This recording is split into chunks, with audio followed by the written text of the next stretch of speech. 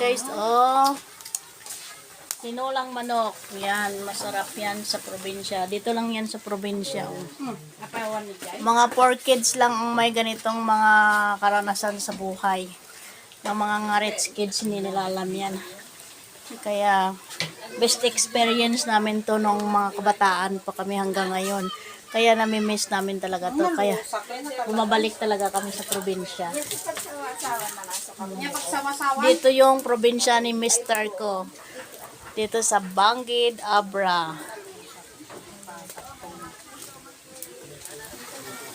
Sana yung laklo mo, te, pera? Kaya magkirog-kirog ako. Ayan.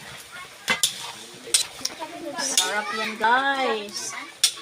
Tinulang manok ni Mary Jane Boreta. Ay, nalipat ang mga paiso ngayon ko anito yan. Ikuan? Oh. Buwan ka din. Ilang piraso manok to, te? 5?